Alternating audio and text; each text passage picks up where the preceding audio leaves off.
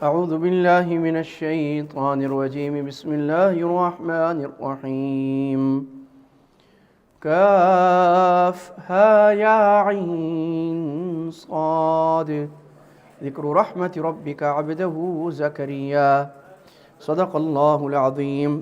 عزیز دوستوں، محترم بزرگوں، آج 16ویں پارے کی تلاوت ہوئی ہے۔ سورہ کہف پوری ہوئی ہے، کل ہم نے سورہ کہف کا خلاصہ کر چکے ہیں۔ آج سورہ مریم اور سورہ طٰہٰ بھی پڑھی گئی ہے، تو ان دو سورتوں کا اللہ کے مدد سے انشاءاللہ خلاصہ کریں گے۔ سورہ مریم پچھلی یعنی ہر سورت کا دوسری سورت سے کنیکشن ہوتا ہے۔ تو پچھلی سورت میں کہا تھا وَيُنذِرَ الَّذِينَ قَالُوا اتَّخَذَ اللَّهُ وَلَدًا، ان لوگوں کو ڈراؤ جو کہتے ہیں اللہ نے بیٹا بنایا۔ سورہ مریم میں اللہ کو بیٹا بنانے والے ایک اور مشہور مذہب سے بات ہے، مکالمہ، dialogue with the Christians again. اور ڈائیلاگ اس طرح ہے کہ یہاں پر حضرت مریم علیہ السلام کے یعنی ان سے عیسیٰ علیہ السلام کی پیدائش کا قصہ تفصیل سے بیان ہے۔ جو عیسیٰ علیہ السلام کی برتھ کا جو قصہ ہے وہ سب سے تفصیل سے کون سی صورت میں ہے؟ سورۃ المریم میں۔ اسی لیے جب مسلمانوں کا کرسچنز سے مکالمہ ہوتا ہے، بات ہوتا ہے، تو علماء اکثر جو داعی حضرات سورہ مریم تلاوت کرتے ہیں، کیونکہ سورہ مریم میں عیسیٰ علیہ السلام کی فضیلت ہے، مریم علیہ السلام کی فضیلت ہے، اور صحیح بات ہے۔ جعفر رضی اللہ عنہ نے جب نجاشی جو حبشہ کا بادشاہ تھا اور اس کے پاس مکہ والے پہنچے تھے کہ ہمارے لوگ گئے ہوئے ہیں، ان کو ہمارے ہاتھ میں دو، تو اس نے کہا بھائی پہلے میں ان کی بات سنوں۔ تو حضرت جعفر رضی اللہ عنہ متکلم بنے تھے، تو حضرت جعفر کے سب نے پیش کیا بھائی تم بات کرو۔ تو جعفر رضی اللہ تعالیٰ عنہ نے نجاشی کے سامنے سورہ مریم بھی تلاوت کی تھی، اور سورہ مریم جب تلاوت کی تو اس میں بات آئی کہ عیسیٰ علیہ السلام یہ بات کہہ رہے ہیں مریم عفیفہ تھی، مریم پاک باز تھی، اتنی پاک باز تھی جب کسی مرد کو آتے دیکھا تو کہا بھائی میرے قریب نہیں آنا، میں پاکیزہ ہوں، اللہ نے پاکیزہ بنایا تھا۔ اور جب بچہ پیدا ہوا ان کا تو وہ شرم سے ڈوب گئیں کہ میں لوگوں کو کیا منہ دکھاؤں گی، میں تو اتنی پاک باز، اور لوگوں نے بھی اعتراض کیے۔ تو انہوں نے اللہ تعالیٰ نے ان کے دل میں الہام کیا۔ اب اوحا کا جو لفظ ہے عربی میں، یہ نبی کے لیے آئے تو معنی وحی ہوتی ہے، اللہ تعالیٰ نے نبی کو وحی کی۔ جب ولی کے لیے آئے تو معنی ہوتا ہے الہام، اوحینا الی ام موسیٰ، قرآن میں کہتے ہیں ہم نے موسیٰ کی والدہ کو وحی کی۔ اب موسیٰ کی والدہ نبی تو نہیں تھی، کیا معنی؟ ولی کے دل میں اللہ الہام ڈالتا ہے، تو الہام ثابت ہے۔ اللہ کے ایسے بندے ہوتے ہیں جن کے دل میں اللہ بات اتنی مضبوط ڈالتے ہیں، وہ بات صحیح ہوتی ہے۔ اللہ جانوروں کو بھی الہام کرتا ہے، اوحا ربک الی النحل، پرسوں ہم نے پڑھا اللہ نے شہد کی مکھی کو وحی کی، کیا معنی؟ اس کو سکھایا۔ تو اللہ کا حکم یہ وحی کے معنی میں آتا ہے۔ تو اللہ تعالیٰ نے مریم علیہ السلام کو بتایا کہ تم نے خود کہنا ہے کہ میں نے چپ کر روزہ رکھا ہوا ہے، کچھ نہیں کہنا، اور تم نے کہنا ہے بچہ بات کرے گا۔ تو قوم نے کہا ایک تو غلط کام کر کے آئی ہو نعوذ باللہ، اور دوسرا وہ کیا کہہ رہی ہیں کہ یہ بچہ بات کرے گا۔ اب بچے نے کیا بات کی، اس سے پہلے یہ بات سمجھیں کہ یہ مریم علیہ السلام، زکریا علیہ السلام اور ان سے پہلے سارے نبی یہ کس قوم کے نبی ہیں؟ بنی اسرائیل کے۔ مریم علیہ السلام بیسکلی ایک فلسطینی تھی، پیور فلسطینی تھی۔ عیسیٰ علیہ السلام فلسطینی ہیں، وہ یہودی گھرانے میں پیدا ہو رہے ہیں، یہودی انبیاء کا حضرت اسحاق علیہ السلام حضرت یعقوب علیہ السلام کی اولاد میں ہیں، اور اس میں ایک نیا مذہب آ رہا ہے، کیونکہ now the Judaism needed reform، انہوں نے خراب کر دیا تھا مذہب کو، لہٰذا اللہ تعالیٰ نے ریفارم کے لیے اپنی مشیت سے ایک اور مذہب کی بنیاد رکھی۔ اب جیسے قوم مریم علیہ السلام پر جیسے ہوتا ہے، ایک عورت بیچاری پر قوم اعتراضات کرتے ہیں ہمارے جاہل معاشروں میں، تو ادھر سے آواز آئی قال انی عبد اللہ، آئی آواز، مچا شور، اور قوم ساری ہکا بکا، یہ کون سے بچہ بول رہا ہے، گود کا بچہ۔ آتانی الکتاب وجعلنی نبیا، اللہ نے مجھے کتاب دی، نبی بنائے، وجعلنی مبارکن، اللہ نے مجھے برکت والا بنائے، جہاں کہیں بھی، واوصانی بالصلاۃ، اللہ نے مجھے حکم دیا نماز کا، زکوٰۃ کا، جب تک میں زندہ ہوں، اور اپنے والدین کے ساتھ نیک سلوک کرنے والا، اور اللہ نے مجھے سخت نہیں بنایا، نافرمان نہیں بنایا۔ تو یہ عیسیٰ علیہ السلام کی فضیلت قرآن بیان کرتا ہے، جیسے وہ خود بھی بیان نہیں کرتے۔ نجاشی نے بھی بات سنی تو اس نے کہا کہ بلکہ قیصر کے دربار میں بھی تو دونوں نے یہ کہا کہ اللہ کی قسم مسیح علیہ السلام اس سے ایک تنکا بھی آگے نہیں ہے۔ تو جو سارے پریسٹ بیٹھے تھے انہوں نے شور مچایا، دیکھو جی یہ کیا کہہ رہے ہیں، ہم تو کو بیٹا مانتے ہی کہہ رہے، سے آگے نہیں۔ مسئلہ ہو گیا تو وہ پھر اندر والے کہتے ہیں ہمیں باہر نکالا، پھر اندر جھگڑا شروع ہوا۔ تو قیصر جو تھا بیچارہ، وہ اپنے حکومت کی the Caesar of Rome at that time، اپنی حکومت کی محبت کی وجہ سے ایمان نہیں لا سکا، یعنی ایمان تو اندر لے آیا، ظاہر نہیں کر سکا، ٹھیک ہے۔ تو یہ ہے، اس صورت میں بھی توحید کی یہ ساری بتانے کے بعد اللہ تعالیٰ نے فرمایا ہے کہ دیکھو عیسیٰ علیہ السلام اللہ کا بیٹا نہیں ہے، کوئی بھی نہیں ہے۔ ان کل من فی السماوات والارض، آسمان و زمین میں جتنے بھی لوگ ہیں، الا آت الرحمن عبدا، سب سر جھکا کے اللہ کا غلام بن کے آتے ہیں اللہ کے آگے۔ کوئی اللہ کا پیارا ایسا محبوب نہیں کہ اللہ مجبور ہو جائے۔ آیت نمبر 93، ٹھیک ہے جی۔ اب اس میں 3 شبہات تھے۔ پہلا شبہ کیا تھا؟ یعنی 3 اعتراضات جس کا جواب اللہ تعالیٰ سورہ مریم میں دے رہے ہیں۔ پہلا کیا تھا کہ زکریہ علیہ السلام کے پاس خدائی اختیار تھے، یعنی دعویٰ یہ انبیاء کے پاس خدائی اختیارات ہوتے ہیں، ہم انبیاء کی نظر نیاز دیتے ہیں، انبیاء کو پکارتے ہیں، ان کی قبروں میں دعا کرتے ہیں، نظر چڑھاتے ہیں، ان کو پکارتے ہیں یا زکریہ یا رسول اللہ یا فلان ہماری مدد کرو، مدد کرتے ہیں۔ دیکھو جی قرآن کہہ رہے، دیکھو عام کسی آدمی کا بچہ پیدا ہوتا ہے بوڑھا ہونے کے بعد، نہیں ہوتا۔ زکریہ علیہ السلام روایت میں 120 سال کے، ان کی بیٹی 90 سال کی، ان کی بیوی 90 سال کی، بچہ پیدا ہو گیا۔ تو اللہ کہہ رہے پورا قصہ تو سنو۔ جب ہم نے اللہ نے فرشتے بھیجے، اللہ نے زکریا کو کہا تمہارا بچہ ہوگا، زکریا کو تو پتہ بھی نہیں تھا، وہ پھر بھی حیران ہو رہا ہے، یا رب انا لکونی غلام، میرا بچہ کیسے ہوگا، میری بیوی بانجھ ہے اور میں تو بہت سخت بوڑھا ہو گیا۔ اس کا اگر اردو میں صحیح ترجمہ کیا جائے، قد بلغت من الکبر عتیا، جو آپ اردو میں کہتے ہیں بوڑھا کھسٹ ہو گیا ہوں، یعنی بہت ہی بوڑھا، ٹھیک ہے۔ تو وہ اللہ تعالیٰ نے فرمایا کذالک، اسی طرح۔ کیا مطلب اسی طرح؟ یعنی نہ تم جوان ہوگے نہ تمہاری بیوی جوان ہوگی، اسی طرح بچہ پیدا ہوگا۔ زکریا علیہ السلام نے کہا اللہ ہوا علیہ حی، اور اگر تمہیں تھوڑا حیران ہو رہا ہے کیسے ہوگا، تو اللہ پر تو بہت آسان ہے، تم نے تھوڑی کرنا ہے، اللہ نے۔ تو شبے کا جواب کیا آیا؟ زکریا اپنے اختیار سے نہیں کیا، اللہ نے آسان کر کے بیٹا دیا، اور اتنا پیارا بیٹا یحییٰ دیا۔ دوسرا شبہ یہی تھا کہ مریم علیہ السلام، دیکھو جی ان کے پاس خدائی اختیارات ہیں، عیسیٰ کے پاس خدائی اختیارات ہیں، بغیر باپ کے پیدا ہو گئے۔ تو اللہ نے فرمایا مریم کو بھی کیا پتا تھا، وہ تو پریشان ہو گئی، اللہ میرا بچہ کہاں سے ہوگا۔ اللہ نے کہا میں کروں گا کذالک۔ اب وہاں اعتراض کیا تھا؟ مریم علیہ السلام نے کہا ولم یمسسنی بشر، کسی انسان کا میرے سے تعلق کیا ہونا، جو میاں بیوی والا تعلق ہے وہ تو درکنار، میں تو اتنی پاک ہوں، مجھے کسی انسان نے چھوا بھی نہیں آج تک، کیسے ہوگا؟ اللہ نے فرمایا کذالک، نہ کوئی انسان تمہیں مرد چھوئے گا نہ دیکھے گا، ایسے ہی ہو جائے گا۔ تو اللہ نے کرا دیا، ٹھیک ہے جی۔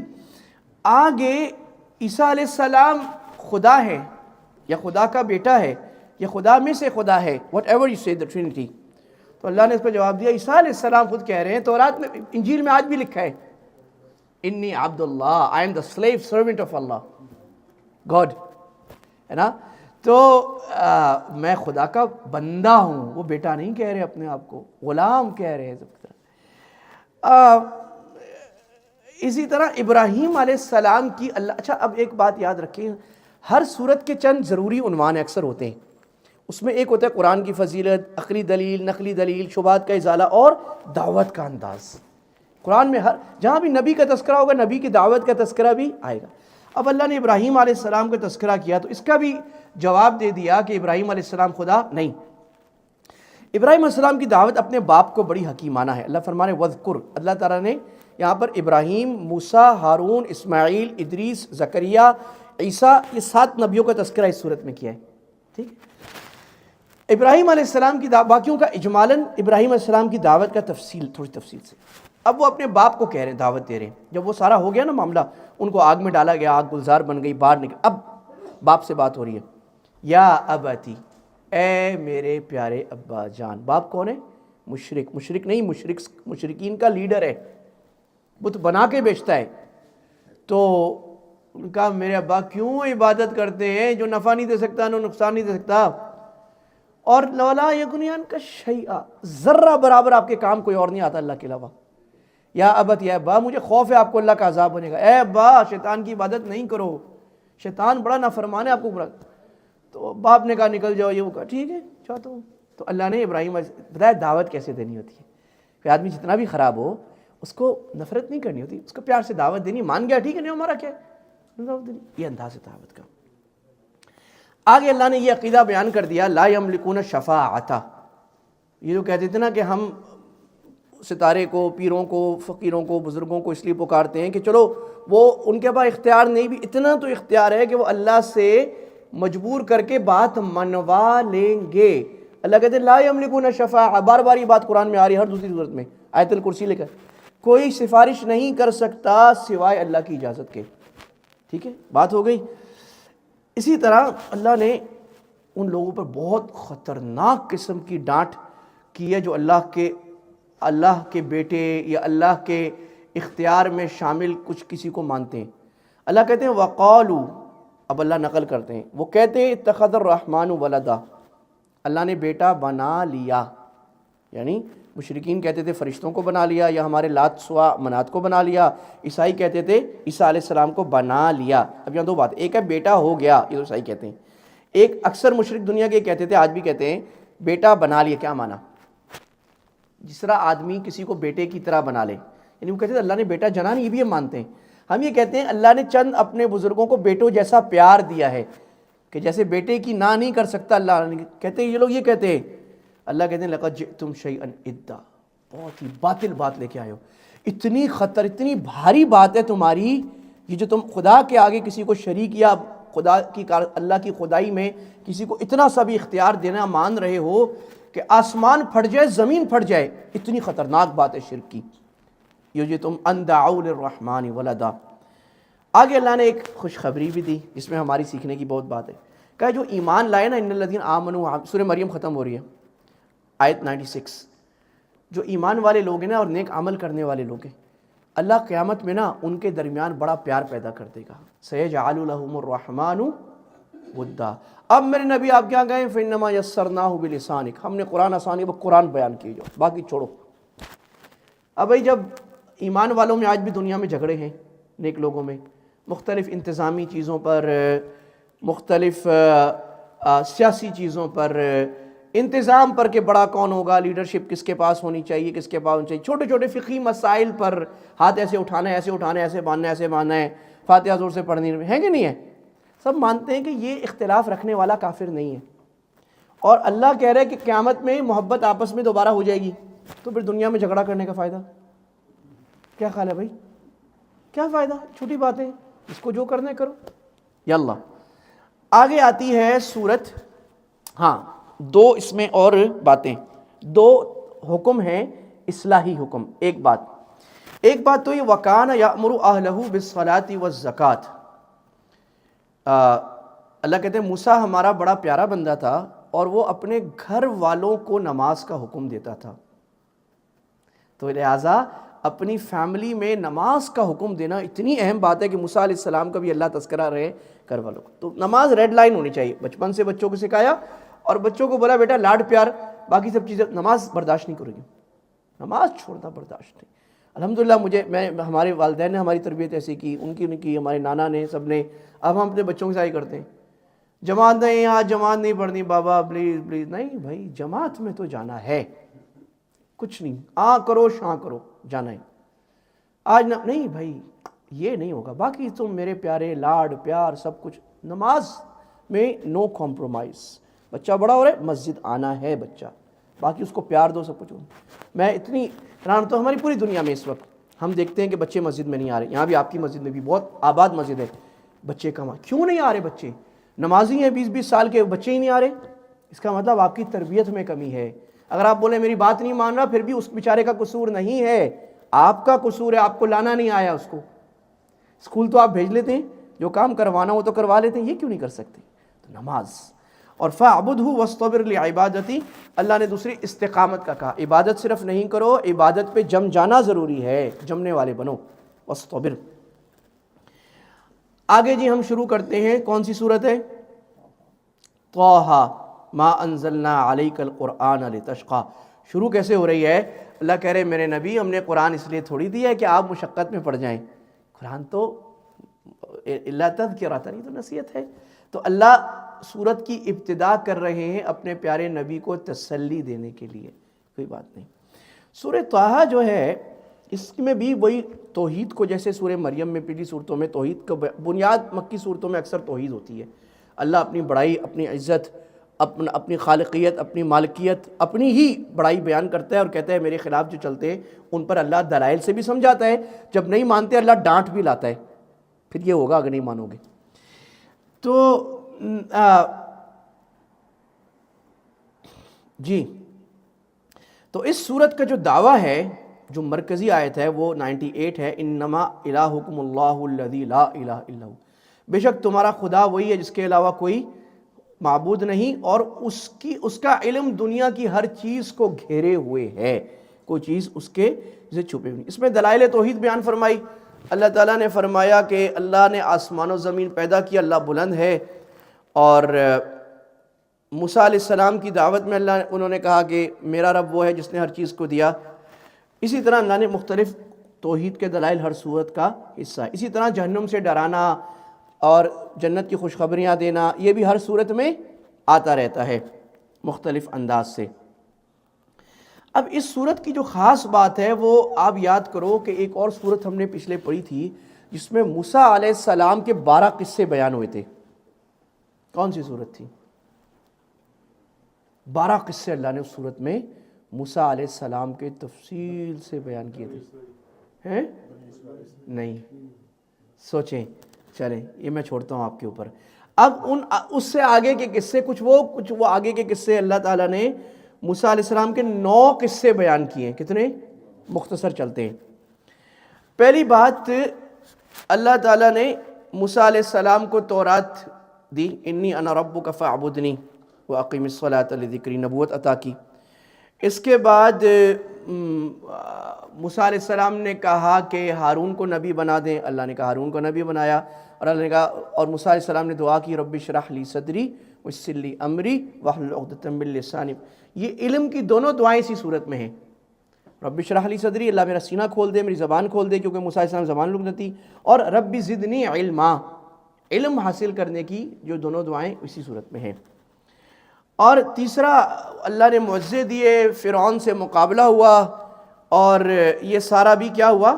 اسی صورت میں عصا کا معجزہ اور سانپ کا نکل جانا، جادوگروں کے جادو کو اور جادوگروں کا آگے گر جانا، مسلمان ہو جانا، فرعون کا کہنا میں تمہیں سولی لٹکاؤں گا، ماروں گا، ان کا صبر سے جم جانا کہ جو کرتے ہو کر لو۔ نمبر 4، موسیٰ علیہ السلام کی فرعون کو دعوت۔ اب یہ دعوت کا انداز، پھر میں نے کہا نا ہر دوسری صورت میں دعوت کا انداز، دعوت کتنی اہم ہے، اس سے کھانا کیسے۔ اللہ فرمانے اذهبا الی فرعون انه طغى، فرعون کی طرف جاؤ، فرعون بڑا سرکش ہے۔ اب اللہ کیسے بات کرے؟ اب اللہ ہدایات دے رہے ہیں، ہمارے جماعتیں بھیجی جاتی نا ہدایت، تو ہمارے مولانا فاروق صاحب مضمون یہاں سے شروع کرتے ہیں، بھائی پہلا داعی کون ہے؟ اللہ، واللہ یدعو الی دار السلام، اللہ کہہ رہے میں دعوت دیتا ہوں۔ اس کے بعد دوسرے داعی کون ہے دنیا میں؟ نبی، اس کے بعد سارے داعی آگے۔ تو اللہ ہدایت دے رہے ہیں، دیکھو جاؤ گے نا فرعون کے پاس، فقولا لہ قولا لینا، تم دونوں موسیٰ ہارون فرعون سے نرم بات کرنا، شاید کہ مان جائے، شاید کہ ڈر جائے۔ اب یہاں دو باتیں، کیا اللہ کو پتا نہیں تھا کہ فرعون نہیں مانے گا؟ پتا تھا کہ نہیں؟ اللہ کو پتا نہیں تھا فرعون نہیں ڈرے گا بلکہ اور سرکشی کرے گا، پھر بھی اللہ کیا کہہ رہے ہیں؟ نرم بات کرنا، نرم۔ اور مفتی شفیع عثمانی صاحب رحمہ اللہ نے، جو اردو کی سب سے ایک مائناز تفسیر معرف القرآن ہے، مفتی اعظم پاکستان، انہوں نے ذرا ہمیں کھٹکھٹایا ہے، کہا دیکھو موسیٰ سے بڑا مصلح اس زمانے میں کوئی نہیں تھا، اول العزم نبی، موسیٰ سے بڑا اصلاح کرنے والا داعی کوئی نہیں تھا، فرعون سے بڑا باطل دنیا میں کوئی نہیں آیا، فرعون سے زیادہ خراب آدمی کوئی نہیں آیا جو اپنا خدا کہتا تھا، مارتا تھا، قتل، ہر الٹا کام۔ کہا اس کے باوجود دنیا کے سب سے مصلح کو، بڑے مصلح کو، سب سے نیک آدمی کو سب سے خراب آدمی کے پاس بھیجا جا رہا ہے، تو کیا کہا جا رہا ہے؟ نرم بات کرنا۔ تو فرماتے تھے تم موسیٰ سے بڑے مصلح نہیں ہو، اور تمہارا مخالف فرعون سے بڑا باطل نہیں ہے، جو تم اتنی شعلہ دار تقریریں کر رہے ہو اور ممبر پہ بیٹھ کے اچھل رہے ہو اور مار دیں گے پھاڑ دیں گے ایسے کریں گے چھوڑیں گے، بھائی کیا کرو، یہ طریقہ نہیں ہے، نرم بات کرو، مان جائے ٹھیک ہے، نہیں تو تمہاری ذمہ تھوڑی، ٹھیکہ تھوڑی لیا ہو دین کا، اللہ نے ٹھیکہ لیا ہو، تم نے تھوڑی لیا، بات کرو ختم۔ تو مفتی شفیع صاحب نے کہا ہے کہ جو لوگ، یعنی اس کو میں اگر آج کی زبان میں کہوں، دا ہیٹ سپیکرز، آج ہمارے پاس افسوس کے ساتھ اسلام کا نام لینے والے بہت سارے خطیب ایسے ہیں جو ہیٹ سپیکر ہیں، خود بھی ایسے جیسے نیچے آگ لگی ہوئی ہے چھلانگیں مارے ہوتے ہیں، ان لوگوں کو بھی چھلانگے، لوگ بھی جذبے میں چھلانگیں مارے ہوتے ہیں، بھائی یہ کیا کام کر، تو نرم بات کرو بس، ٹھیک ہے نا۔ تو بھائی اگلا جیسے بھی کرے، ہم نے تو نرم بات ہی کرنی ہے، اور الحمدللہ تبلیغ میں اس کی بڑی مشق کرائی جاتی ہے ماشاءاللہ۔ اب تو ذرا معاملہ ہلکا ہو گیا، ہم جو پرانے بزرگ تھے نا، پرانوں کے ساتھ صحیح مشق ہوتی تھی، آپ گشت کرنے چلے جاؤ، اگلا میرے ساتھ بھی ہوا ہے الحمدللہ، میرے امیر صاحب وہاں کے ضرور صاحب، اگلا گالیاں نکال رہا ہے، واقعی گالیاں، برا بھلا کہہ رہے، تم ایسے، تم مولوی ایسے، تم تبلیغ والے ایسے، تم یہ ایسے، تمہیں پتہ نہیں ہے آگے دنیا کا پتہ، کیا کچھ کہہ رہے۔ تو ہمیں بزرگوں نے کیا سکھایا ہوتا، یہ ہمارے علماء بھی یہ سکھاتے ہیں ہمیں کہ بھائی چپ، اور زیادہ مسئلے مسائل میں آئے بولو بھائی ہمیں تو مسئلے مسائل آتے ہی نہیں ہیں، آپ علماء سے پوچھ لیں، چلو جی، ہم تو آپ کو سیدھا سیدھا بتانا ہے، نماز پڑھو، روزہ رکھو، زکوٰۃ دو، ذکر کرو، مسجد میں آؤ، بس ہم یہی کہہ رہے ہیں، اس میں کوئی جھگڑے کی بات ہے نہیں ہے۔ یہ انداز سیکھنے کا، تو یہ جو ہمارے لوگ کہتے ہیں نا بعض دفعہ کہ تم یہ کہاں سے جیب سے نکال کے لے آئے ہو، یہ تو 8 سالہ عالم کورس کہاں سے نکال کے لائے ہو، یہ تبلیغ کہاں سے نکال کے لائے، بھائی یہاں سے نکال کے لائے، تم پڑھو تو قرآن، سارے کوئی اصول کسی کی جیب سے نہیں آیا، کوئی مولانا الیاس صاحب نے اپنی جیب سے، حاجی عبدالوہاب صاحب نے جیب سے، یا مولانا یوسف صاحب نے نہیں نکالا، اللہ کی قسم سارا قرآن حدیث سے نکالا ہے، ثابت کر کے آپ دکھا دو کوئی ترتیب، جو غلط ہے وہ ماننا چاہیے اس کو، ٹھیک ہے۔